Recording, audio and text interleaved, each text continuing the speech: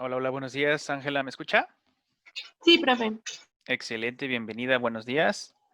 Vamos añadiendo, Buenos días, profe. vamos añadiendo a sus demás compañerines para ponerle su asistencia aquí. Bueno, ahorita que se terminen de conectar sus demás compañeritos, pues ya nos mandaron las fechas para las aplicaciones de los respectivos parciales de la próxima semana. El lunes, obviamente, pues no va a haber actividad. Vamos a tener ahí ese día de asueto, es decir, de tiempo libre para lo que ustedes quieran. No se van a tener que conectar, nadie. Pero a partir del 17, si no mal recuerdo, el martes, así es, martes 17. A ver, admitir. Este, pues bueno, por órdenes de coordinación, pues ya todos y cada uno de los docentes tenemos que aplicar los parciales en el horario, en la fecha, bueno, más bien en el día que así nos especifiquen.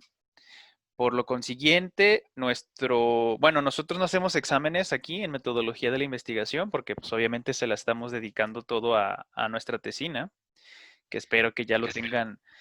Les voy a publicar, yo creo que en esta semana, ya sea entre mañana y el viernes, las especificaciones porque tenemos hasta el viernes de la próxima semana. Digo, esto ya estábamos todos enterados, no es nada nuevo.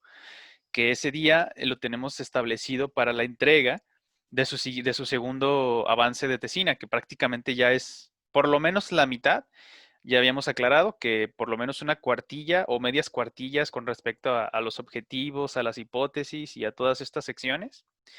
Y por lo menos tenemos que tener unas 10, ¿sí les había dicho 10 o 15? Creo que 15, vamos a dejarlo en 15. Unas 15 bibliografías que obviamente tienen que estar citadas en su respectivo cuerpo del documento.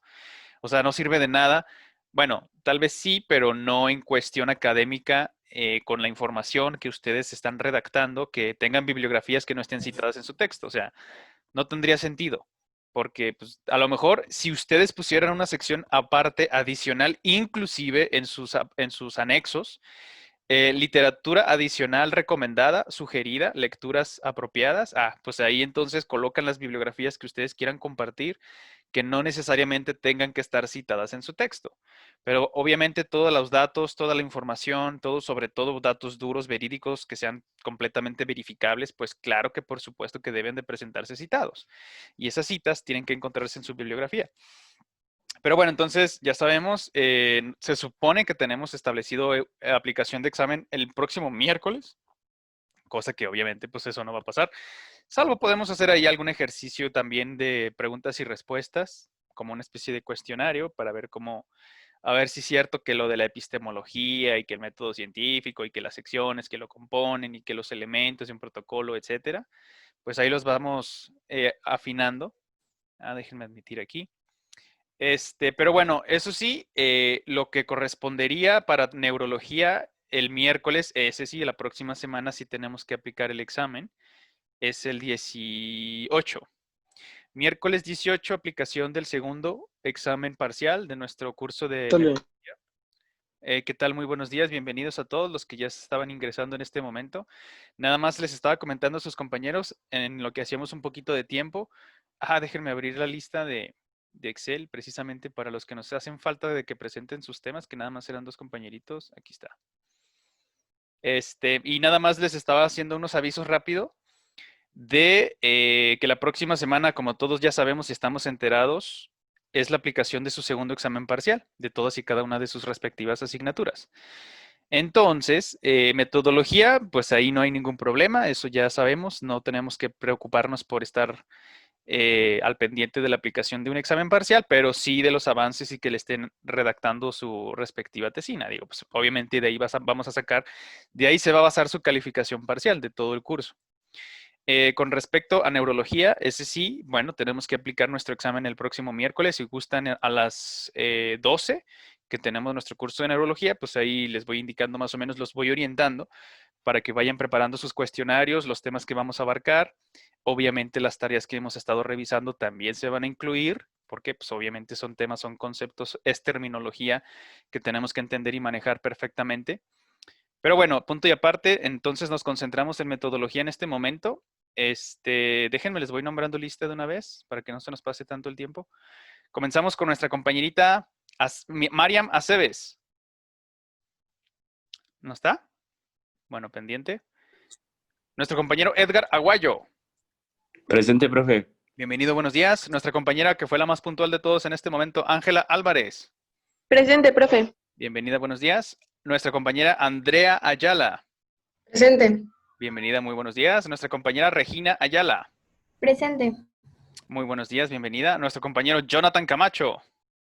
Presente. Bienvenido, con todo el ánimo del mundo, no se preocupe, ya vamos a terminar el año. Sí se puede. Nuestro compañero José Camacho. Presente. Bienvenido, buenos días.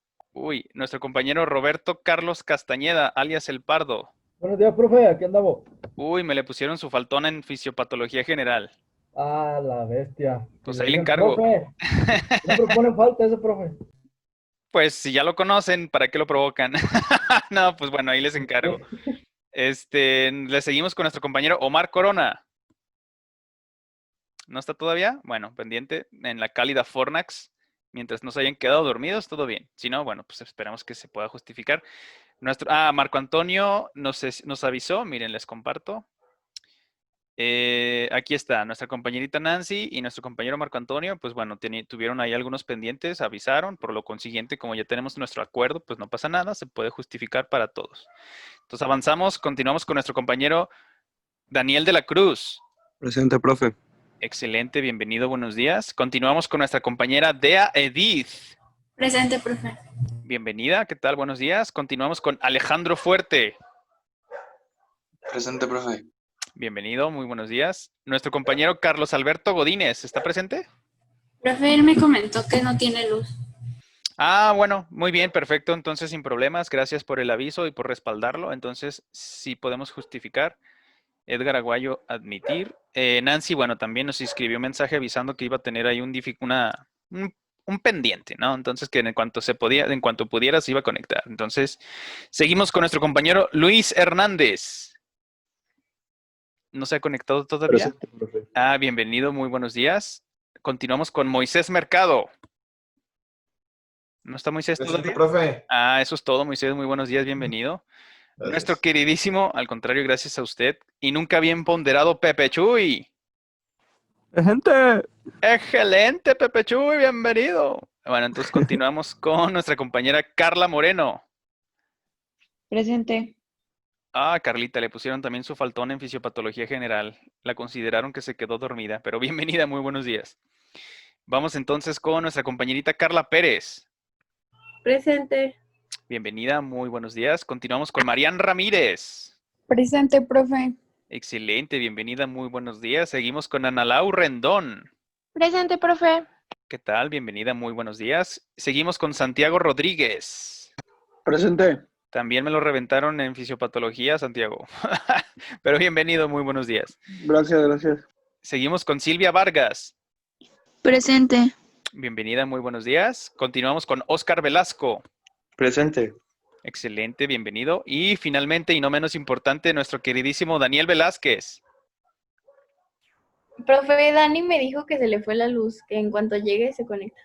Ok, bueno, enterados, muchas gracias por el aviso.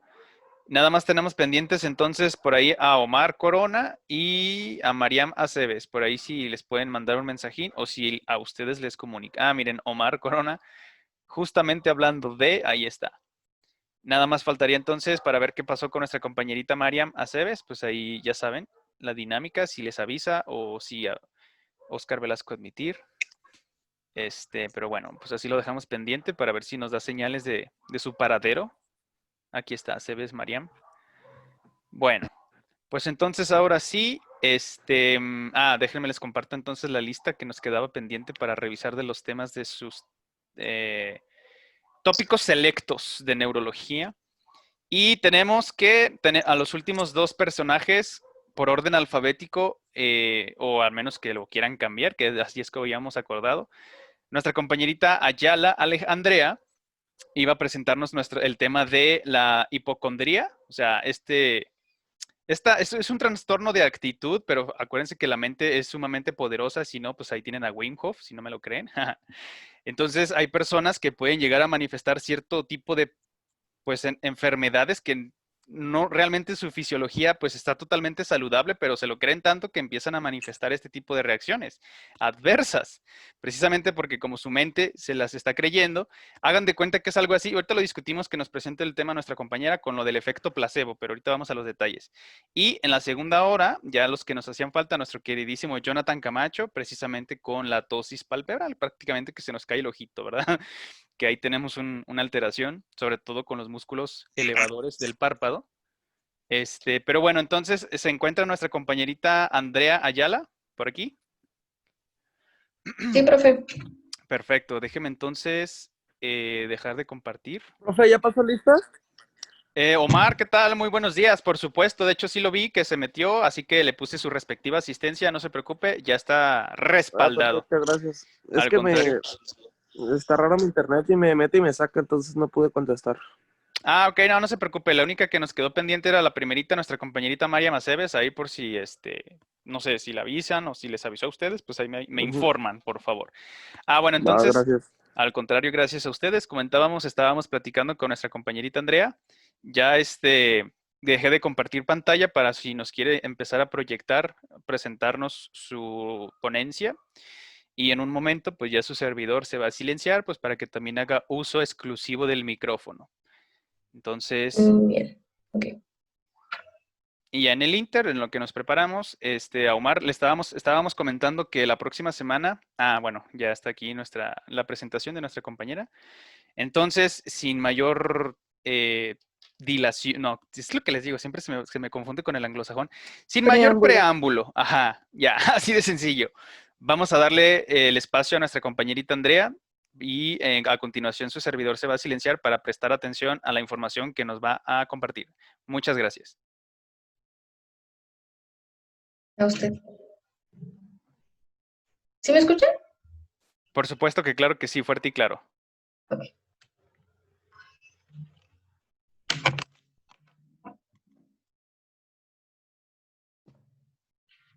Buenos días, mi nombre es Andrea Alejandra Ayala Loya. Soy estudiante de kinesiología en cuarto cuatrimestre. Voy a presentar el tema de creencias disfuncionales en la hipocondria. Este es un estudio familiar. La información pues, se basó en un artículo de Department of Personalidad, Evaluación y Tratamientos Psicológicos. Quien lo escribió fue Sandra Arnes y más. Bueno, para empezar, ¿qué es la hipocondria? Es un trastorno de ansiedad por una enfermedad que se caracteriza por la preocupación y el miedo a padecer una enfermedad grave sin que haya síntomas somáticos que la justifiquen, por un elevado grado de ansiedad y alarma ante el estado de salud. Estos pacientes siempre están en constante estado de alarma por su salud.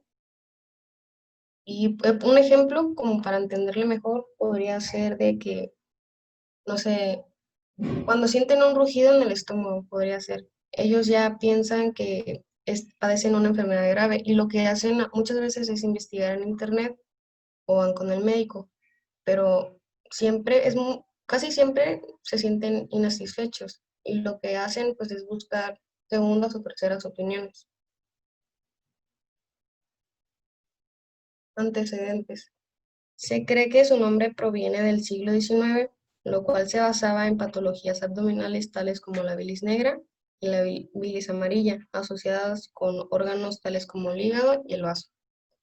Con el descubrimiento de la circulación y las teorías de la fermentación, dio como resultado que se le diera importancia a las dietas para prevenir y curar la hipocondriasis. También existía una creencia de que los cordones nerviosos eran huecos, ya que a través de los mismos circulaban espíritus animales, del éter vibrante, la electricidad y la irritabilidad. El éter vibrante significa que era considerada como la capacidad de los nervios para responder a los estímulos. Todas estas teorías se basaban en los humores sostenidos por Hipócrates.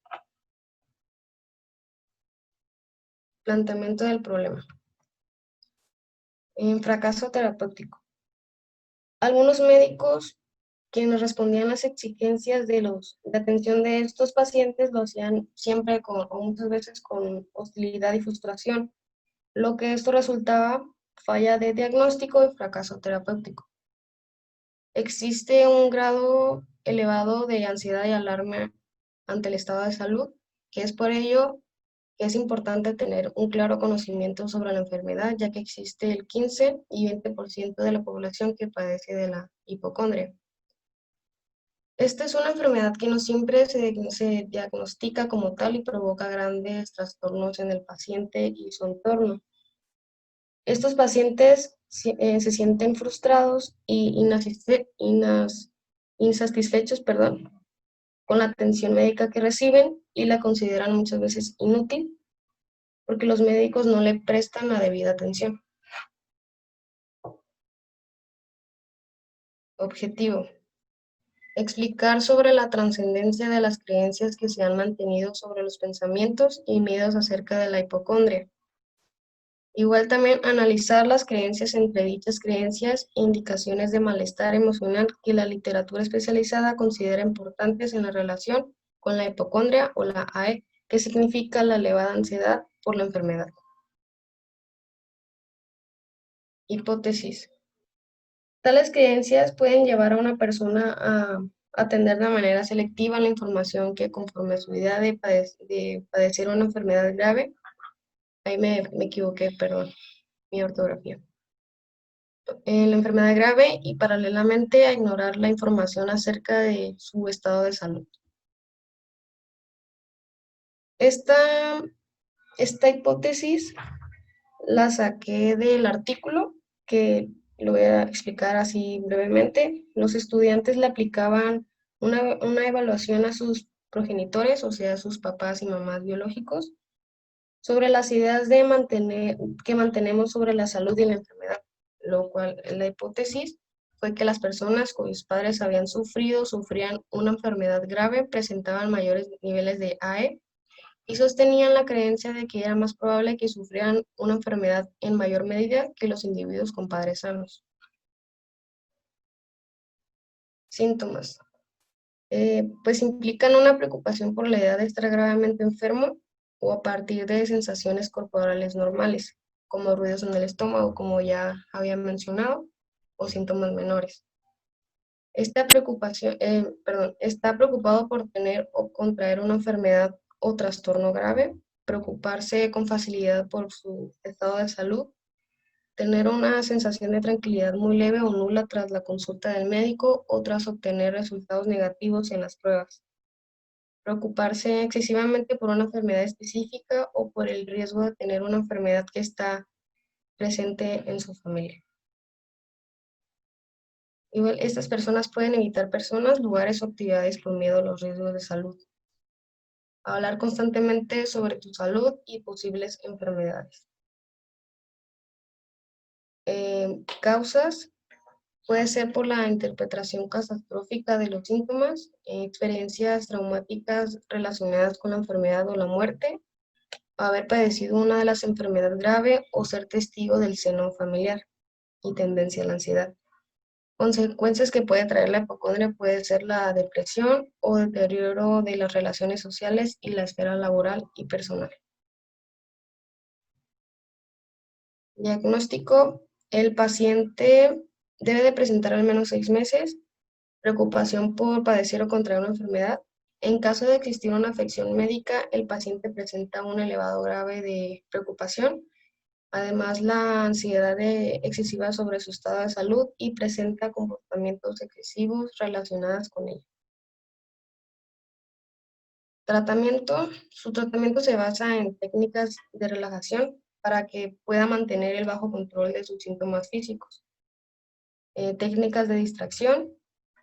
También se puede educar al paciente acerca de sus manifestaciones de su padecimiento y optimizar al paciente a enfrentarse a sus síntomas antes de tratar de eliminarlos y técnicas de control emocional.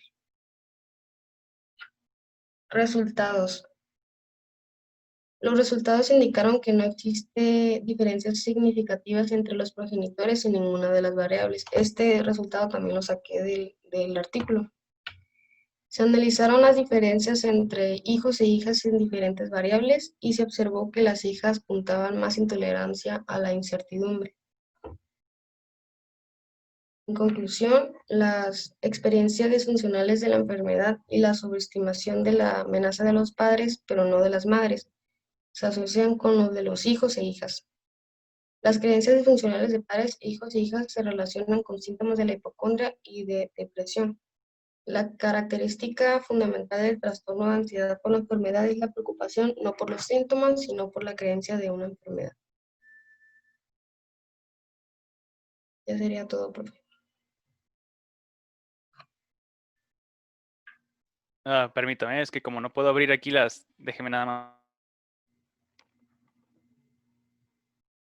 Listo, ahora sí. Nada más una preguntilla rápida, Andrea. ¿Esas conclusiones son del artículo del que usted se basó o son propias? Del artículo. Excelente. Bueno, entonces ahorita van algunas de mis cuestiones, pero vamos a preguntar primero a los presentes que estuvimos atestiguando su información. ¿Alguien tiene alguna pregunta que quisiera comentarle, emitir a nuestra compañerita Andrea? No, profe, todo bien. ¿Todo claro? ¿Todo bien?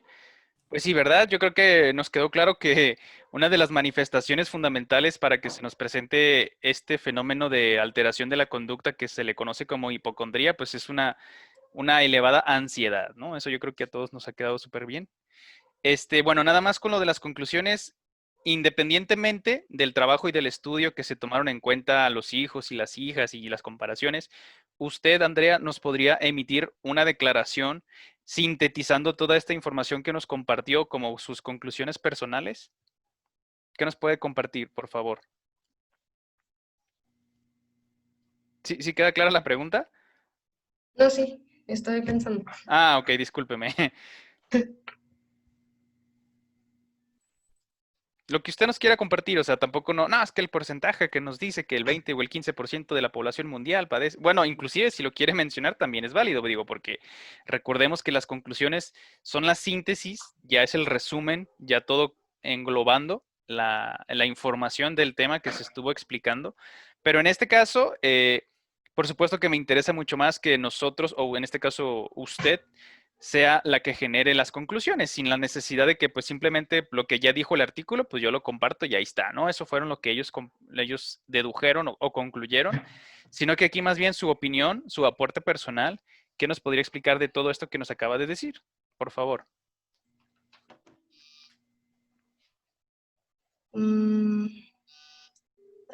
Por ejemplo, bueno, esta es una pregunta ya más. Si yo me preocupo por alguna cuestión, ¿eso ya me vuelve hipocondríaco? ¿Manda? ¿Perdón? Si yo me preocupo, vamos a suponer que tengo deudas y mañana se tengo que pagar las tarjetas y no tengo para al menos pagar el monto mínimo y me estoy preocupando, ¿eso me volvería a mí un hipocondríaco? No. Ok, ¿por qué Es razón? por pensar que puede padecer de una enfermedad grave. Excelente, fíjese, ya está empezando a armar usted misma sus propias conclusiones. Entonces, una hipocondría es específica, no es de que cualquier cosa que nos preocupe, de que, ay, no le he dado de comer a mi perro, ay, se me olvidó ir por tal cosa del mandado. Eso no me convertiría en un hipocondríaco. ¿Por qué? Porque usted misma lo acaba de declarar en este momento, tiene que ver con condiciones de salud. Ya sea que yo ahora sí me esté sintiendo supuestamente mal, que de repente sentí un ligero, una cefalea, o sea, muy pequeño, un dolorcito ahí de cabeza. Puede ser que porque me pegué y no me di cuenta, y de repente ya estoy pensando, estoy ahí empezando a elucubrar, a lo mejor me estaba dando una neuropatía grave, a lo mejor me va a dar un aneurisma, o sea, y entonces empiezo ahí a generar escenarios que pues ni son ciertos, pero yo me las estoy creyendo, ¿no? Me estoy generando mi propia enfermedad. Entonces, en resumidas cuentas, con sus palabras, ¿cuáles serían sus conclusiones con respecto a este tema, por favor, Andrea? Pues por el elevado grave de ansiedad, por la preocupación de padecer una enfermedad. Y muchas veces se puede padecer síntomas. Ok, o sea, hace que los mismos síntomas que no tienen nada que ver con una enfermedad, pero yo como estoy alterado, estoy ansioso, me preocupo demasiado por lo que estoy sintiendo en mi cuerpo, lo empiezo a magnificar y empiezo a decir que ya estoy grave, que ya estoy a punto de morir. Digo, yéndonos a los casos Sí. extremos, ¿no? Entonces, en Ujú. términos generales, sencillos, así nada más como recapitulando toda la información, pues la hipocondría no es más que la preocupación, al menos con la información que estamos sintetizándola como usted nos la compartió, a el miedo infundado de que presentemos una enfermedad grave y que esto pueda incurrir hasta a la defunción, ¿no? Que me pueda llegar a morir, pues según yo, porque me estoy sintiendo mal y es una enfermedad grave, severa y que no tiene cura, ¿no? Ya yéndonos a los extremos, a los casos en los que las personas pueden llegar a pensar ese tipo de ideas. Sí, así es, efectivamente. O sea, más que la conclusión del trabajo, que bueno, se puede añadir, se puede agregar a sus propias conclusiones, ya de manera sintetizada personal, pues es eso, nada más, ¿no? Que la mente, pues como es muy fuerte en el sentido de que controla, bueno, claro que el sistema nervioso autónomo, fíjense, eso nada más como también entre paréntesis, cuando nos mencionaba nuestra compañera Andrea de las altas concentraciones, no, más bien que un alto nivel de ansiedad, pues estamos en constante estrés. Y habíamos por ahí mencionado que el sistema nervioso autónomo, el que estaba diseñado precisamente para mantenernos con vida en las reacciones de o huyes o luchas, pues constantemente se encuentra activo. No lo dejamos descansar, no lo dejamos reposar, no lo dejamos que se encuentre inactivo porque siempre estamos en alerta, siempre estamos estresados, claro, enfocándonos en cuestiones de salud, en cuanto a lo que nosotros podemos percibir, bueno, las personas perciben y entienden que puede, sin que sean expertas, pero sí porque escucharon, porque leyeron, por cualquier razón, o vieron en algún documental de una bacteria come cerebros, ¿no? Y entonces yo ya sentí un dolorcito en la cabeza que bien pudo haber sido porque me falta hidratación o porque tengo ayunas o lo que sea. Y ya inmediatamente lo relaciono que probablemente ya estoy infectado por este procarionte come cerebros y entonces le sigo dando vueltas a la idea, no estoy tranquilo, estoy en un constante estrés, es lo que nos compartía a nuestra compañera Andrea, que es un nivel elevado de ansiedad. ¿Por qué? Porque según yo me estoy creyendo la historia, el cuento, de que así como me enteré en algún lugar de que existen este tipo de bacterias que cuando te infectan pues empiezan a comerse tus neuronas, pues de alguna manera también yo ya la tengo, ¿no? Sencillamente porque de repente nomás sentí como que medio se me entumió el brazo o como que me dio un poquitín de dolor de cabeza y ya por esa razón, pues entonces ya me altero y estoy constante, ni puedo dormir, me quita el sueño pues por la preocupación, ¿no? Entonces ese es el problema porque se vuelve crónico. Ahora, una pregunta capciosa. Si yo fuese hipocondríaco, es más, para usted, compañerita Andrea, que es la experta en el tema, si yo presentase un cuadro de hipocondría, ¿con quién o con cuál especialista debería de acudir? ¿Con un psicólogo, con un psiquiatra, con un kinesiólogo o con un neurólogo? O con todos, digo, no sé. ¿Qué nos puede Pues a compartir? lo que investigué, pues van con los médicos porque, o sea, yo creo que podría ser con psicólogo o psiquiatra, pero primero van con los médicos porque ellos sienten síntomas. Ok, de acuerdo. Sí, pues digamos que la respuesta para un hipocondríaco más directa es acudir, vamos a suponer, ¿no? Que si yo tengo algún dolorcito en el vientre, en el estómago, pues entonces yo me gustaría acudir con un gastroenterólogo, ¿no? Primero, porque a lo mejor tengo, no sé, un tumor ahí, o a lo mejor tengo alguna úlcera grave que ya me está carcomiendo desde el interior, o tengo la Helicobacter pylori, o sea, un procarionte que se aloja que es resistente a los ácidos gástricos, no sé, infinidad de cosas que yo me estoy ahí pensando.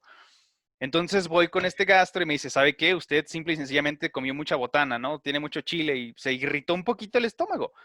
Y entonces, pues no se preocupe, nada más bájele a su botana o bájele a las chucherías y de esa manera, pues se va a estabilizar, ¿no? Y pero de todas maneras yo sigo intranquilo, vamos a suponer, porque sigo sintiendo como que ese malestar cuando en realidad es mínimo, ¿no? Puede inclusive a sentirse un reflujo por allí, que porque los ácidos y no sé qué. Entonces, en ese caso, una vez que ya acudí con un especialista de las ciencias de la salud, vamos a mencionar, no sé, de manera general, a un médico, entonces no se me quita, sigo con la preocupación, no puedo dormir, estoy estresado todo el tiempo, ahí que proseguiría, ¿a quién tendría que acudir?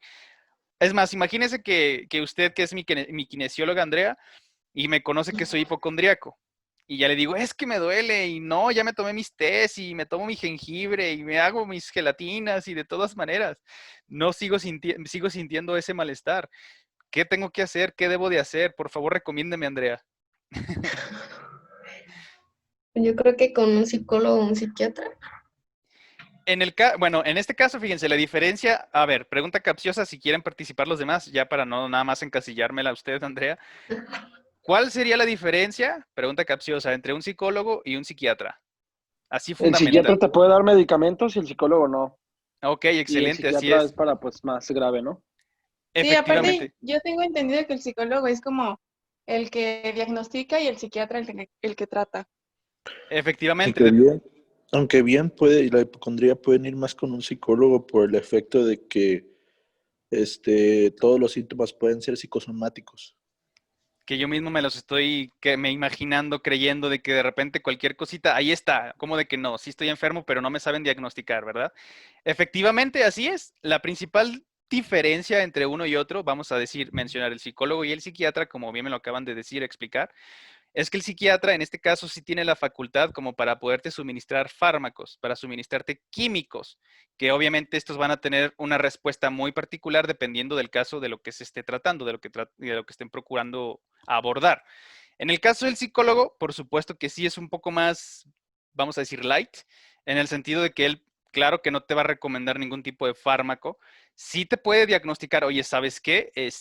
Con todos los métodos en psicología que tenemos y con los que presentamos y demás, esto sí requiere un poquito más especificidad, es decir, que se te suministre cierto tipo de químico, no sé, quizás imaginémonos un caso en el que se me generó una depresión porque nadie me ha podido resolver el por qué yo me siento enfermo cuando no lo estoy.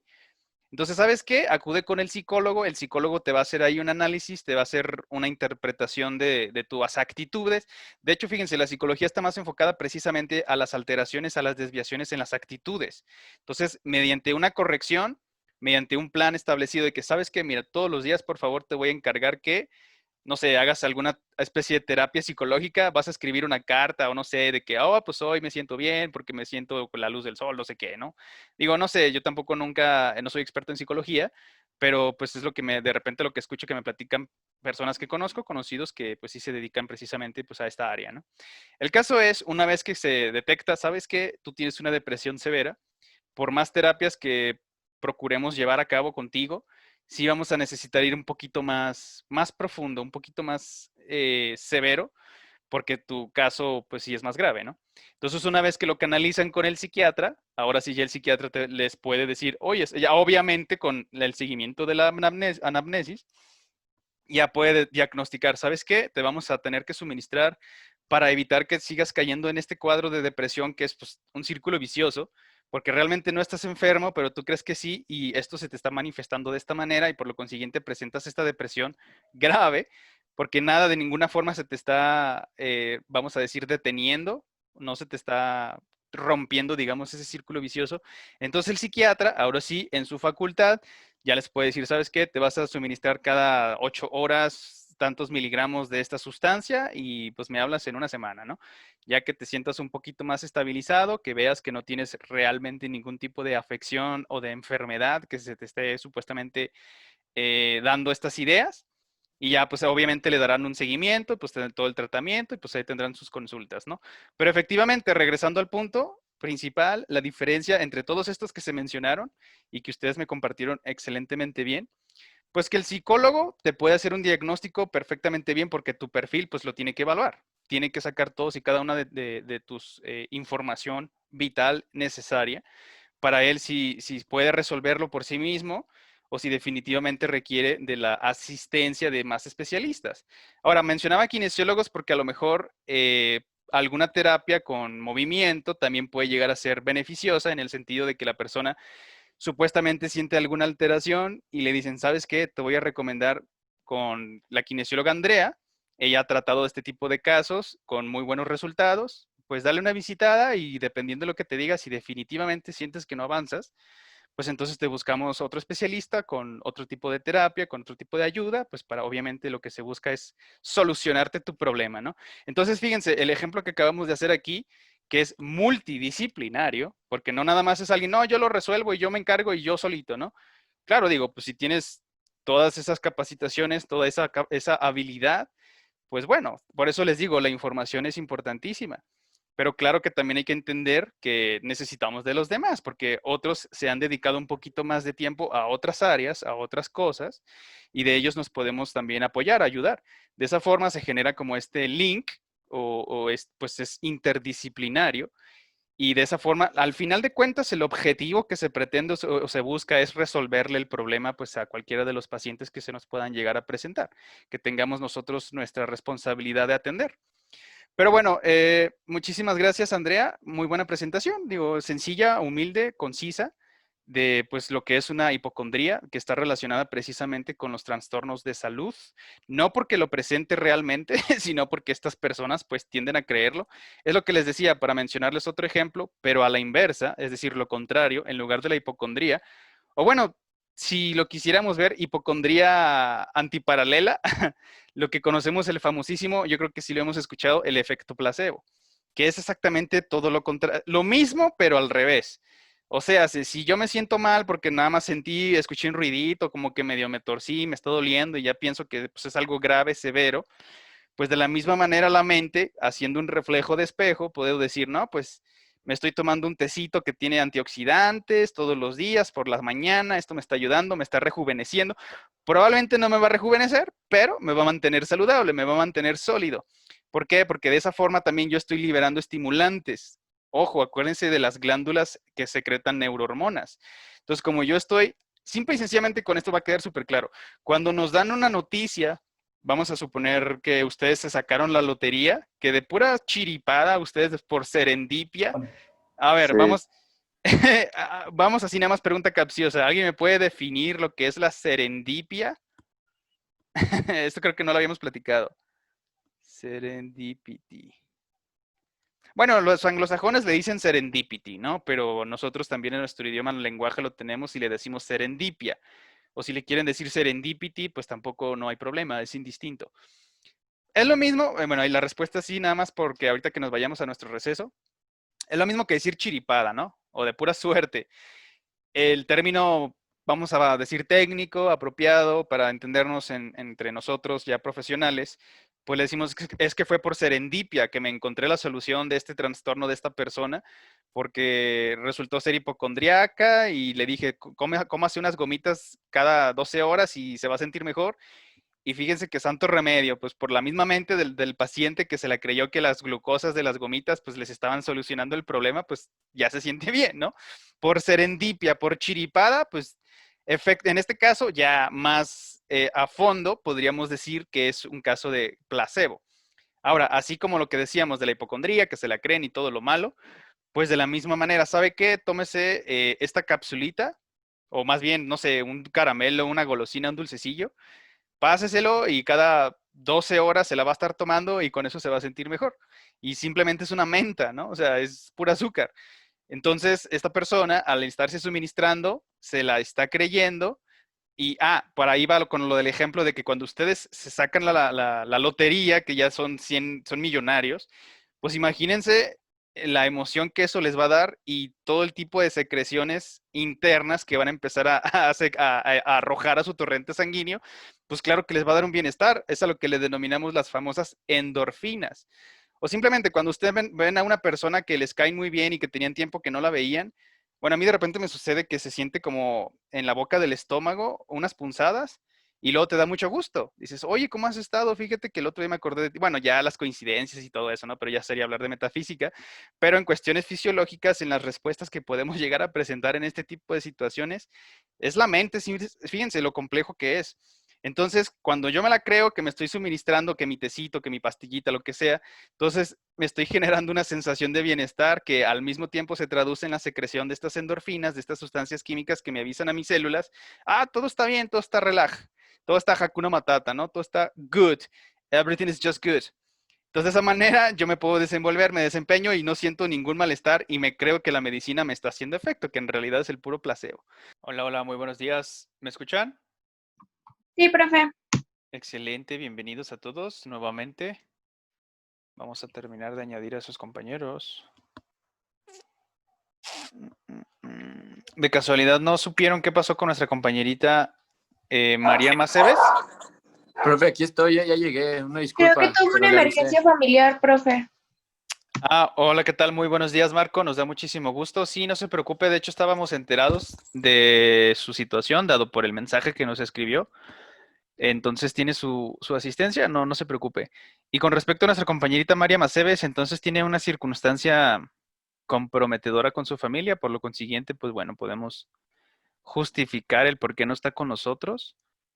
Entonces, vámonos para acá y vamos a ponerle su respectiva asistencia de esta hora y también de la anterior, digo. Pues ya alguien salió a defenderla aquí. Y ahí está, María Maceves, asistencia, aceptar. Y la segunda hora, vamos a que cargue el buen Pepe Chuy, admitir. Vámonos para acá. Daniel Velázquez, admitir. Y vámonos con la segunda hora a las 11. Admitir y aceptar. Ok, perfecto. Bueno, pues entonces ya para que nuestro compañero Jonathan Alexander, sí, ya está aquí con nosotros. Sí, aquí está. Ok, perfecto. Déjeme dejar de compartir pantalla para que tenga la disponibilidad y que nos pueda compartir su presentación, nos la pueda proyectar y nos pueda explicar ahora sí ya el último de nuestros temas de tópicos selectos de neurología, que se trata de la tosis palpebral. Básicamente este trastorno en los músculos elevadores de los párpados que, fíjense nada más que, bueno, a ver si nuestro compañero nos platica toda esa información, pero que cuando se presenta en edades muy tempranas, acuérdense de los estímulos que tenemos que someter a nuestro tejido nervioso, a nuestro sistema, y que si se nos presenta la tosis palpebral cuando somos infantes y no se corrige, vamos a tener problemas con la visión posteriormente. Pero bueno, vamos a darle espacio a nuestro compañero Jonathan. ¿Ya se Y ve, profe? sí, de hecho vemos, me parece que es su celular. Creo que ya Este, va. Perfecto. Entonces aquí ya se puede apreciar su presentación y enseguida a continuación su servidor se silenciará para que no pueda hacer uso del micrófono completamente para que podamos prestarle atención. Muchas gracias, Jonathan. Gracias. ¿Qué tal? Buenos días, compañeros y maestro. Bueno, me presento con ustedes. Soy Jonathan Camacho, estudiante de kinesiología de cuarto cuatrimestre. Bueno, yo les voy a hablar acerca sobre el tema de la ptosis palpebral, un poco sobre este tema y de los autores de donde pues realicé las investigaciones fueron de Ortiz Pérez, Sánchez del Moon, Fernández y Mezquita. Bueno, como en introducción, ¿qué es ptosis palpebral? La ptosis palpebral es la situación en la que el párpado superior desciende con respecto a la posición normal o con respecto a la del otro ojo. En el término médico, ptosis en general hace referencia a la caída o prolapso de un órgano o parte de él. Podemos definir la ptosis palpebral como una posición anormal baja del párpado superior. Normalmente este problema se presenta pues, en los pacientes en un solo ojo. Bueno, en antecedentes, no es muy común presentar antecedentes familiares, ni tampoco estar asociado a ninguna otra patología, ya que normalmente se debe a una alteración aislada del desarrollo embrionario del vientre muscular del elevador, por lo que pese a esto no está bien conectado con el párpado y no tiene la suficiente fuerza para hacer el levantamiento del párpado. Y como pueden ver en la imagen que puse sobre el lado izquierdo, el músculo encargado de hacer los movimientos que tiene que realizar el párpado, pues es el músculo elevador del párpado. Este se encarga de realizar todos los movimientos como el guiñar el ojo, el abrir o cerrar el ojo, y pues el más importante que es el sostener el párpado en su posición correcta para que no se descienda. En el planteamiento, yo conforme fui investigando el tema a fondo, vi que había como varias operaciones, pero a mí lo que más me llamó la atención fue el por qué no existe una cirugía la cual se pueda recuperar la movilidad del párpado. Y yo de lo que investigué y todo fui que supe que no había ninguna operación la cual se pudiera recuperar la movilidad total del párpado. Pero sí hay operaciones las cuales te ayudan a corregir y mejorar un poco el párpado superior. En el objetivo, yo puse que pues en el objetivo de esta presentación es darle a conocer a la gente un poco más sobre el tema, ya que en realidad es algo que sí puede tener una solución tanto en lo estético y como el mejorar la vista del paciente para una mejor vida. En las causas yo puse como las 4 más importantes, que vienen siendo las causas neurógenas, que viene siendo la parálisis del motor ocular común, el síndrome de Horner, las cincenesias y la migraña oftalmopléjica, y entre otras. Otra de las causas es las miogenas, que pueden ser congénitas y o adquiridas. Otras serían las alteraciones de la aponeurosis, que están asociadas a la edad, el postoperatorio, postraumática, la postinflamatoria, y también tiene que ver a causa del embarazo. En mecánica puse pues el peso sobre el párpado, que viene siendo, por ejemplo, uno de los ejemplos que podría ser como es el caso de padecer un tumor en esa zona. Uno de los síntomas es el párpado superior cae de manera que tapa de forma parcial o total el ojo. El campo visual se reduce dependiendo del tamaño de área pupilar ocluida. Es necesario inclinar la cabeza hacia atrás para poder ver. Se necesita en algunos casos levantar el párpado con el dedo para facilitar la visión. Otros de los síntomas también pues comunes son que pueden presentar los pacientes, pueden ser migrañas, también falta de visión en cuestión de que pueden llegar a ver borroso, o hay muchos pacientes que también presentan el que pueden llegar a ver hasta doble. Y esos son como en casos raros el de llegar a ver doble, pero sí puede presentarse. En diagnóstico, mediante la variación de datos de la historia clínica con el momento y modo de aparición del problema, signos y síntomas, es posible determinar la causa y el tratamiento adecuado. Esto más que nada es para ver si el paciente está óptimo a presentar, más bien para poder darle el tipo de operación que requiere para que no sea sin ningún problema. Aquí en esta imagen, como pueden ver, más que nada es como las medidas para explorar al paciente de alguna sospecha de que pueda presentar la ptosis palpebral.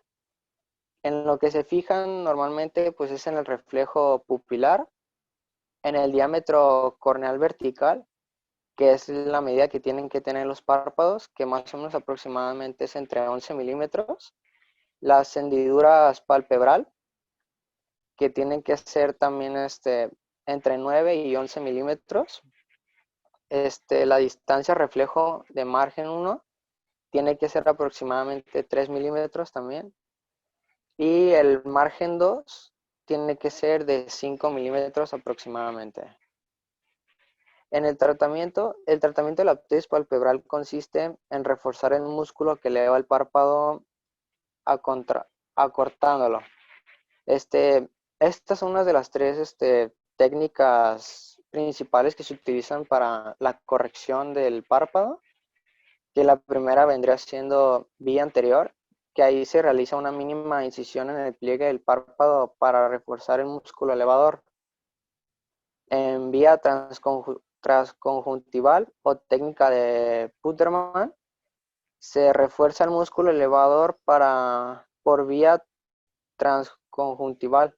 Eso es para evitar que el ojo esté descendiéndose en todos los momentos.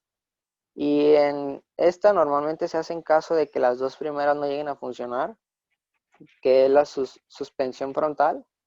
Y esto es cuando se hace una conexión entre el párpado y músculo frontal. Así el paciente podrá abrir los ojos al elevar las cejas. Y pues como conclusión, puse que de acuerdo a la investigación e información, puedes saber que la ptosis palpebral es un problema que se presenta en muchas partes del mundo y el cual puede llegar a tener cura o mejoramiento en los pacientes que presentan este tipo de problema. Y estas serían las bibliografías. Ok, muchas gracias por su presentación y su explicación, Jonathan.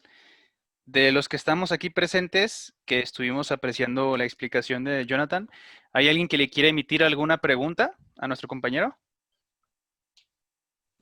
No, profe, todo bien. ¿Todo bien? Bueno, perfecto. Yo sí tengo algunas dudas. ¿Sí puso hipótesis? No sé por qué aquí no la tengo anotada. Creo que no.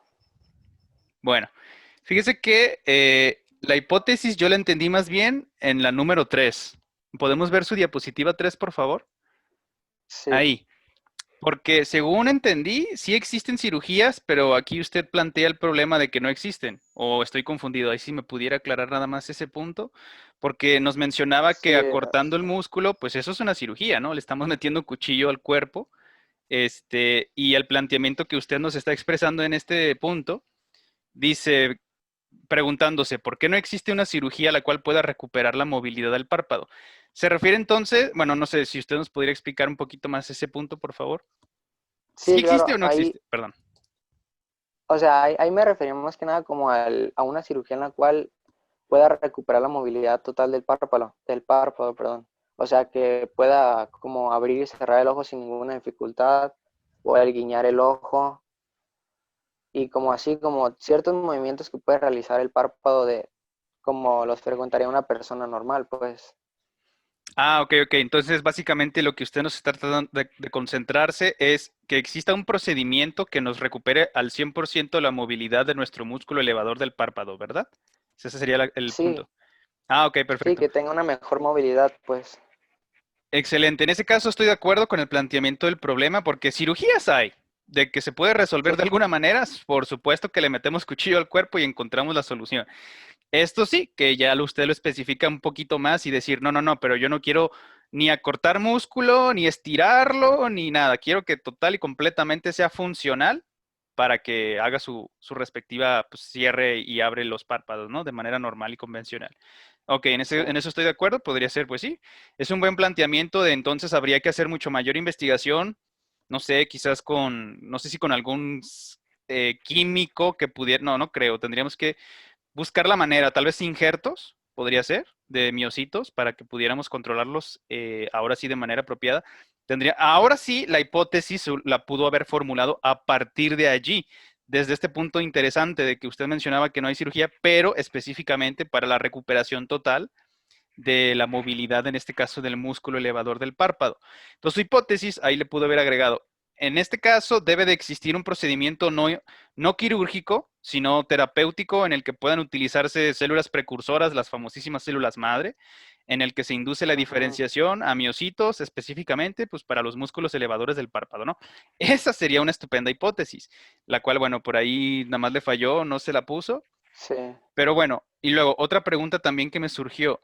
Nos menciona que las causas normalmente de la tosis palpebral son son por razones congénitas. Me parece que lo escribió en los antecedentes en la número 2, creo que es la anterior a esta.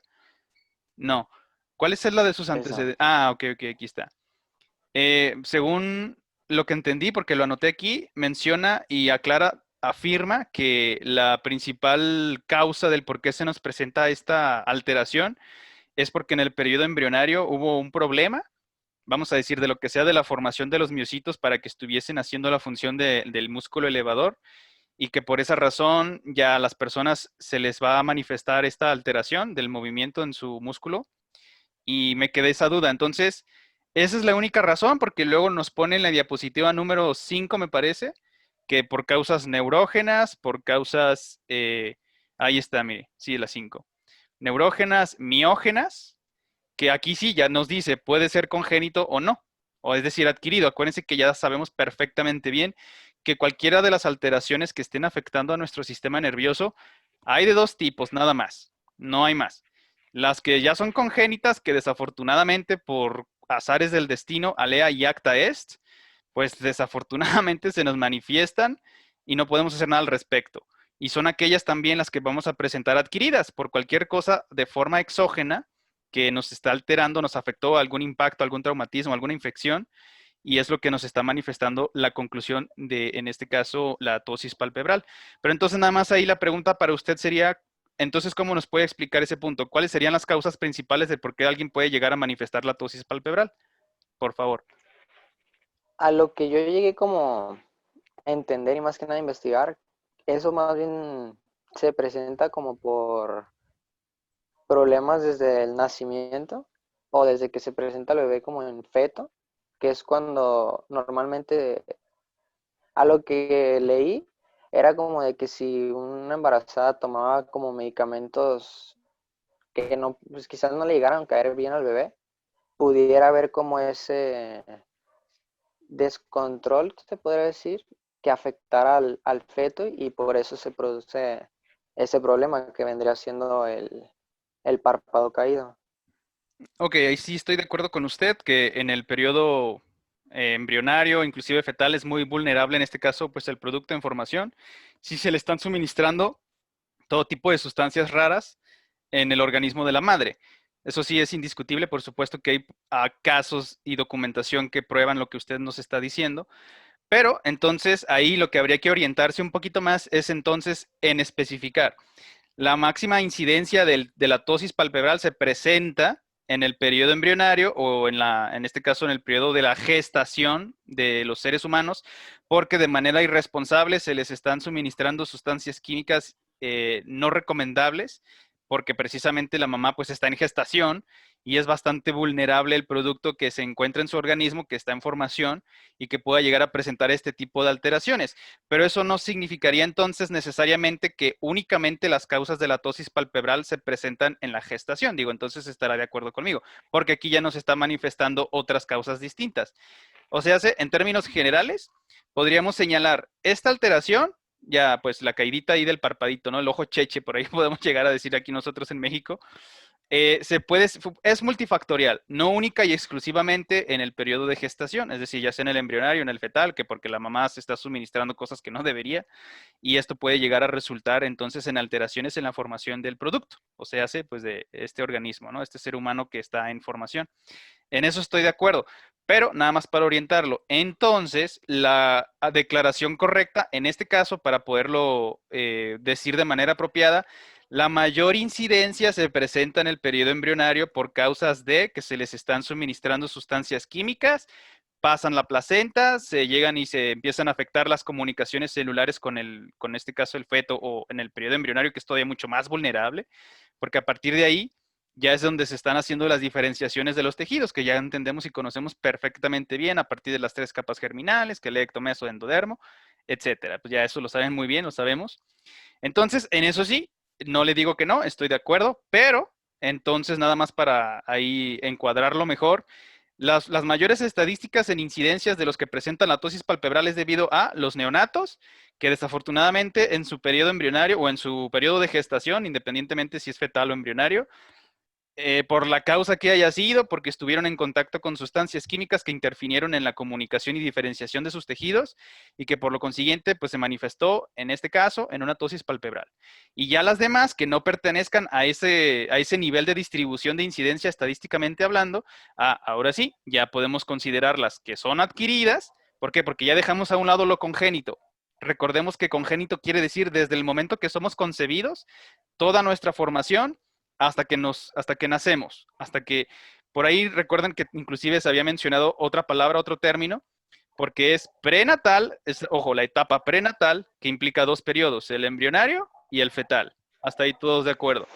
Prenatal, cuando nacemos postnatal, pero hay un intermedio, hay un inter, que incluso también ahí puede llegar a presentarse algún problemita, alguna alteración que puede llegar a ocasionar todo este tipo de afecciones. Entonces tenemos el perinatal, yo creo que sí lo recordarán, inclusive en sus mismos artículos que nos han estado compartiendo y explicando, por ahí de repente mencionaban esas palabras. Entonces perinatal, para usted mismo, Jonathan, que nos explique y nos recuerde, ¿nos puede por favor refrescar qué quiere decir eso de perinatal? No me acuerdo muy bien, profe. Lo acabamos de decir, nada más era de que, bueno, ahí le va. Cuando estamos hablando prenatal, es tanto embrionario como fetal. Cuando decimos perinatal, es en cualquier momento antes del nacimiento y en cualquier momento después del mismo. O sea, cuando está saliendo, por decirlo de manera burda, y cuando ya salió. Ese momento, ese periodo es el inter entre lo pre y lo post. Prenatal, perinatal, postnatal. Digo, porque probablemente se los van a seguir encontrando esos términos, y por supuesto que claro, porque tiene que ver mucho con la clínica, y sobre todo pues con las etiologías de este tipo de alteraciones. Pero bueno, entonces hasta ahí todos de acuerdo. Ok, entonces sí, lo entendemos muy bien con lo que nos dice, que los mayores casos que presentan la atosis palpebral son de los neonatos, ¿no? ¿Por qué? Porque en su periodo de gestación, pues tuvieron contacto con cosas que no debieron de haber estado presentes en primer lugar, que vieron interrumpida, afectada su forma de desenvolverse, de desarrollarse y en este caso, bueno, la atosis palpebral, y que finalmente, pues cuando nacen ya traen este problema, ¿no? No obstante, tenemos por el otro lado ya los que no son congénitos, sino las que ya son adquiridas, pues ya toda una serie de diferentes otras etiologías, por ejemplo, mire, aquí usted menciona algo muy interesante, el síndrome de Horner. No sé si por ahí lo busqué o nos podría comentar así básicamente qué es el síndrome de Horner. Y tiene que ver con la cabeza, para darle pistas. Bueno, lo que yo como busqué de eso nomás era como así como en general, como usted comentó que tenía que ver como con la cabeza. No tanto, no me metí tanto así como exactamente al punto de qué era exactamente. Está bien, en términos sencillos, se le paraliza la mitad de la cara. Ahí está, ese es el famosísimo síndrome de Horner. Ya, pues dependiendo de las causas, la etiología, que puede ser una paresia o puede ser espasticidad, ya entrar en detalles, nada más en términos generales, pues es que tiene un problema, por eso la tosis palpebral, usted nos estaba comentando que ocurre generalmente nada más en un solo ojo, en cualquiera de los dos hemisferios. Recordemos que cuando estamos hablando de la parte cefálica, pues ahí no existe ningún tipo de decusación. Entonces, si el problema está en el hemisferio izquierdo, pues obviamente voy a presentar la parálisis en mi cara izquierda. O sea, ahí no hay ninguna complicación, no hay problema. Pero bueno, básicamente eso es a lo que nos referimos con el famosísimo síndrome de Horner, que hay una parálisis en la cara. Ya depende del lado izquierdo o derecho y en este caso existe una parálisis muy particular del músculo elevador del párpado, que es a lo que le estamos en este caso refiriendo como la tosis palpebral. Pero bueno, muy bien, gracias por su información, Jonathan. Ya sería el último tema que nos faltaría nada más de revisar con sus tópicos de neurología. Si gusta, pues bueno, ya podemos dejar de compartir. Gracias por su tiempo y por la explicación. También los numeritos, digo, hubiera quedado muy bien que los pusieran un poquitín más grandes, ¿verdad? Nada más ahí se hizo como su compañero Moisés. Sí los puso, pero nivel pulga, ¿verdad? Ahí chiquitines, nada más para que no diga que no me diga que no los agregué, porque ahí están. Pero bueno, entonces ya hemos terminado con nuestras presentaciones. Les insisto nuevamente, todos y cada uno, tenemos que presentar en nuestras respectivas bitácoras su resumen. O sea, hace una cuartilla en el que nada más puntos principales, fundamentales. Como sugiere, ya lo hicieron ustedes. Si le quieren poner todos y cada uno que los antecedentes, y si les cabe en una cuartilla porque son 2, 3 líneas, adelante, digo, ustedes como lo quieran redactar, ahí sí los voy a dejar libres para que lo hagan como ustedes consideren apropiado. O si quieren hacer una sola fuente en el que pongan toda la información ahí, lo más relevante, trascendental, pues también se vale. Digo, ustedes, al final de cuentas, esa información que va a ser de respaldo y de consulta posterior para que ustedes la puedan utilizar, pues como se les haga más sencillo. Si le ponen sus debidas secciones, digo, también se vale, les insisto, un parrafito de unas 3, 4, 5 líneas. Los antecedentes, pues el primero en que describió la tosis palpebral, pues no sé, Hipócrates, ¿no? Por decir algo. Y luego, pues que se trata principalmente de esto, que el músculo elevador, que el párpado que se ve caído, que si no se trata de manera temprana puede llegar a tener secuelas graves en cuanto al desarrollo de los infantes, etcétera, etcétera. Y ya nada más como punto final y conclusión, ¿no? Pues se trata de esta neuropatía que caracteriza por este tipo de presencia, de manifestaciones, etcétera. Y así con todos y cada uno de sus temas. Entonces, miren, déjenles comparto acá la lista. También hay una preguntilla por ahí que quiero abordar. Por ahí alguien me mandó un mensaje en el que tenían dudas acerca de cómo poder citar una institución, ¿no? Ahorita vamos a dar un ejemplo a lo que me estoy refiriendo. Pero bueno, aquí ya está la lista, ya estamos todos completos y cada uno de nuestros temas, que fueron a lo largo de hasta lo que llevamos de nuestro curso, que de hecho pues ya nos queda prácticamente un mes, nos quedan 4 semanas. Ojo, por favor, para que lo tengan bien presente, considerando ya nada más que terminaríamos en la segunda semana de diciembre.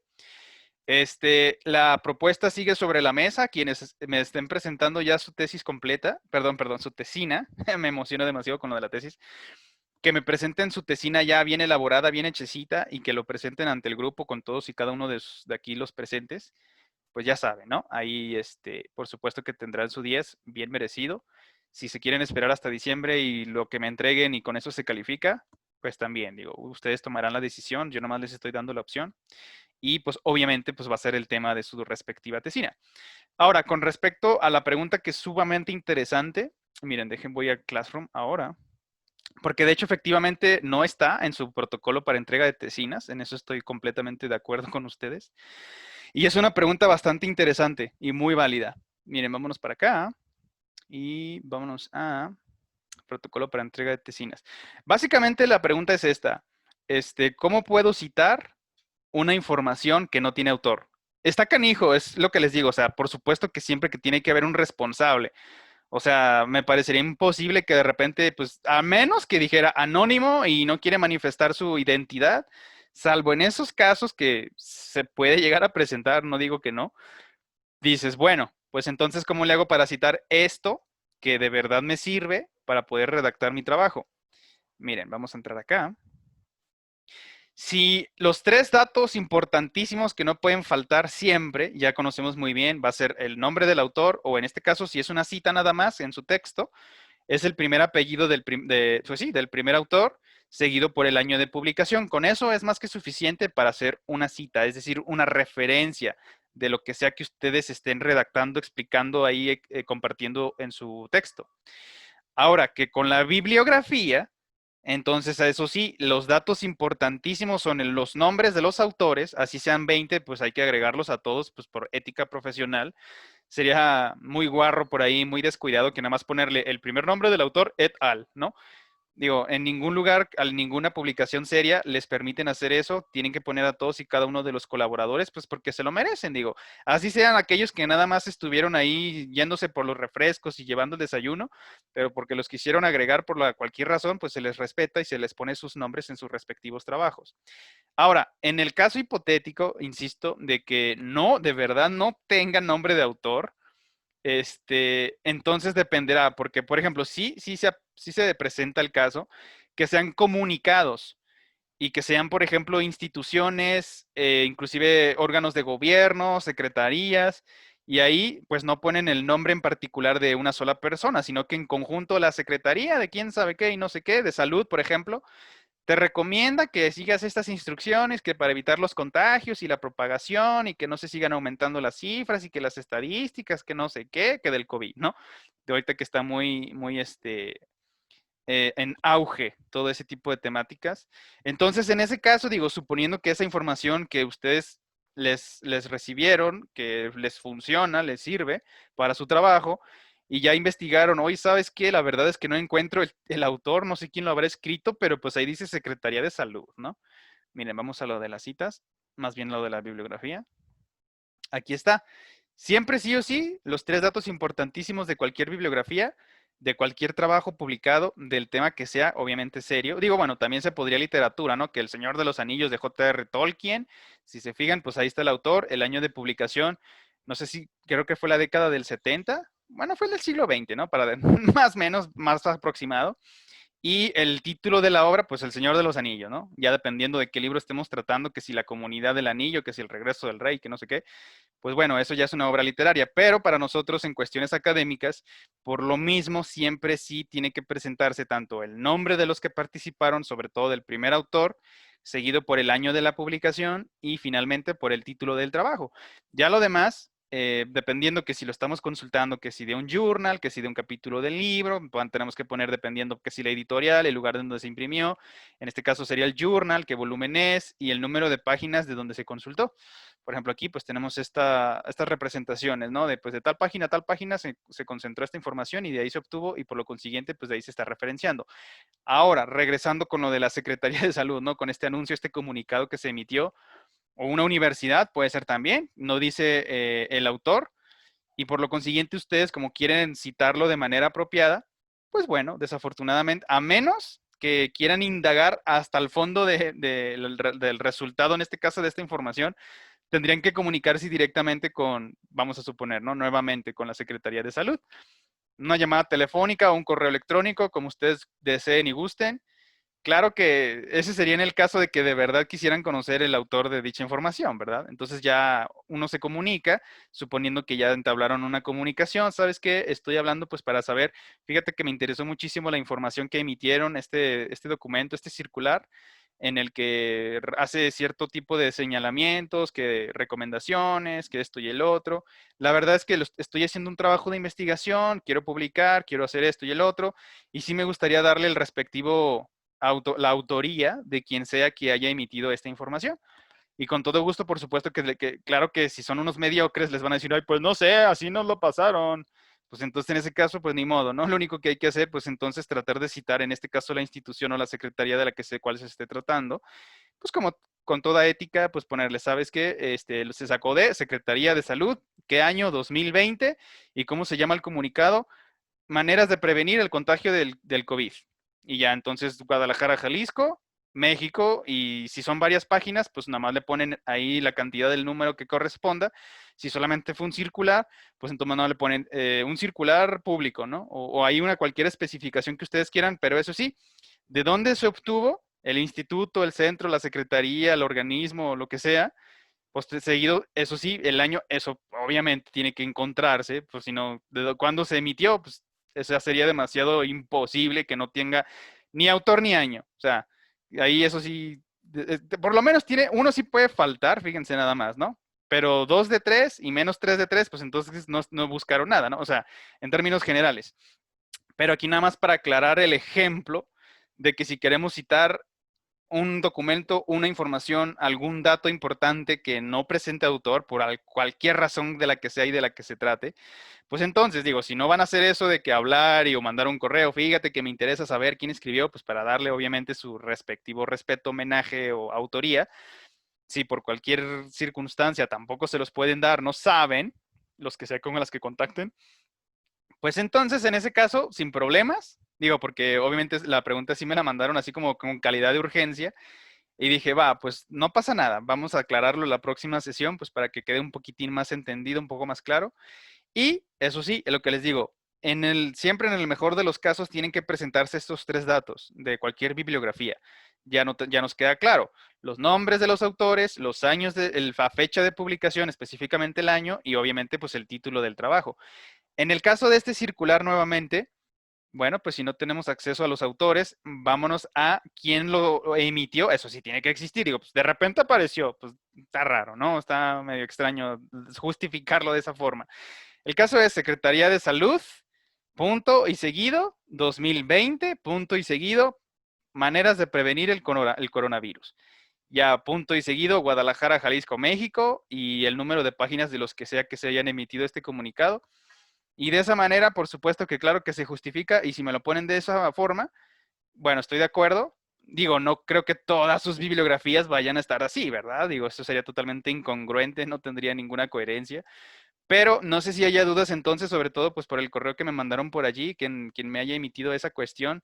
Sí queda claro entonces cómo se debería de citar. Sí, en el caso únicamente no contamos, a pesar de que lo busquemos, y digamos, inclusive fíjense, esa es otra manera, otro método, otra forma o estrategia, que en el buscador de Google le pongamos comunicado emitido por la Secretaría de Salud con formas de prevenir el coronavirus.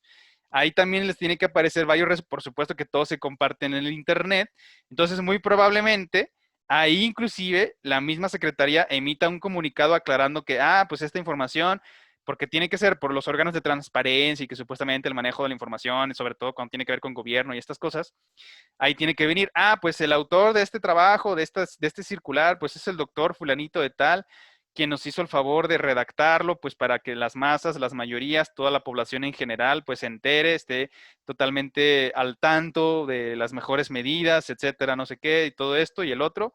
Ok, excelente. Entonces ya lo investigaron. Si le quieren poner al doctor ahí, pues doctor fulanito de tal, 2020, maneras de prevención de coronavirus. Ahí está, salió el autor. Pero porque ustedes obviamente pues también se tomaron el tiempo, la molestia de buscar, indagar y pues procurar ahí encontrar quién es el responsable de que haya escrito esto, porque por supuesto que, pues claro que los que redactamos, ustedes y su servidor, nos va a gustar que nos den el crédito. O sea, ¿quién no, no? O sea, de repente imagínense que no, pues ustedes hayan escrito algo que hacen uso de esa información porque resultó ser valiosa, porque es útil, porque resuelve, no sé, lo que sea. Ah, mira, pues fíjate que alguien escribió esto, los vamos a compartir porque pues es útil para toda la población en general. Pues obviamente uno va a querer y va a buscar que le den el reconocimiento. Ah, miren, la kinesióloga Andrea, el kinesiólogo Jonathan Alexander, redactó este escrito y lo compartimos en masa a toda la población, pues para que esté enterada de lo que está sucediendo, de, no sé, esta información que puede ser benéfica, les puede ayudar a prevenir, a tratar, a resolver, etcétera. Pero, insisto, muy hipotéticamente, cuando no sepamos el autor, pues entonces, pues lo obvio, ¿no? Nada más pónganle de dónde lo consiguieron, si es una universidad, si es un centro de investigación, si es cualquier otra cosa, inclusive pues tal vez una biblioteca internacional que simple y sencillamente se le ocurrió hacer un escrito, un documento, hasta un protocolo, ¿por qué no? La Biblioteca Internacional del Continente Americano, digo, no sé, es un ejemplo nada más, les invita a que conozcan esta información. No, pues sabías que cuando tú te ejercitas y que los ejercicios y que las rehabilitaciones y que las lesiones y que se puede recuperar y que la alimentación, etcétera, etcétera, lo que ustedes gusten y quieran. Y esa información a ustedes les parece sumamente útil, trascendente como para poderlo poner en su trabajo y citar de manera apropiada éticamente de dónde lo consiguieron. Pues adelante, no pasa nada, está muy bien. De hecho, eso sería una práctica que los exhorto a que estén desarrollando, que lo estén haciendo. Ahora que si no quieren citar, que porque no tiene autor o les exigen así tal cual cuando estén haciendo sus revisiones de sus tesis o de sus trabajos para publicaciones, pues entonces ustedes nada más con sus propias palabras y de lo que entendieron de la información de la cual captaron, pues nada más redáctenlo ustedes como autores de primera fuente. Ah, pues resulta que el ejercicio cuando se realiza de forma periódica es saludable, ¿no? Por decir otra vez un ejemplo burdo. Y de esa forma no citan así o textualmente la información de la cual lo están obteniendo, lo consiguieron. Ya ustedes procesaron esa información y ustedes con sus modelos mentales, ahora sí lo transmiten, lo redactan y lo escriben de la manera que ustedes gusten. Y ahí pues no se puede considerar plagio porque solamente están haciendo uso de esa información, pero con su propia redacción, es con su propia creatividad, claro que siguiendo nada más pues esos lineamientos de los cuales la primer fuente, de donde sea que lo hayan sacado, que no presenta autores por alguna razón, pues entonces ya ustedes lo procesaron, ya lo redactaron, lo pusieron de la manera que tiene que ser y sin problemas. No sé si queda claro. Sí, Profe, a sus órdenes. yo tengo una duda. Dígame. O sea, tenemos que poner el número de páginas. Ujú. Es que como Efectivamente. yo lo hago en Word y a mí pongo para el momento de citar la referencia, no me aparece ¿cómo se dice? Para número de páginas. Ni, no me aparece. Es lo que estaba viendo ahorita. Por ejemplo, aquí, lo único que tiene que hacer es agregar los numeritos. O sea, suponiendo, es un artículo publicado en, no sé, Kinesiology Journal, y pues es nada más ahí 5 o 6 páginas. Ah, mira, es desde la 45 a la 52, por ejemplo. Usted nada más pone ese rango de páginas, desde dónde inicia hasta dónde termina, y así de sencillo. Le pone PP, que para todos que queda claro que significa las páginas, número de páginas. Y ya está así de sencillo. No sé si aclaré la duda o si se la incrementé. No, sí. Gracias, profe. No, al contrario, gracias a ustedes. Simple y sencillamente es para que, mira, de estas páginas, por si te interesa de verdad buscar, ahí está la referencia, ahí está el número de páginas y ahí está de dónde se sacó. Así está, es como un mapa, hagan de cuenta. Sigue estos pasos y ahí vas a llegar, ¿no? Nos queda un minutín. ¿Les parece? Si no tenemos otra pregunta, ningún otro comentario al respecto, nos desconectamos aquí, tenemos un receso y nos reconectamos a las 12:10 para seguir con neurología y la revisión de nuestra tarea. Sí, está bien, profe. Sí, profe. Ok, excelente, perfecto. Pues entonces enseguida los vuelvo a ver. Nos conectamos a las 12:10.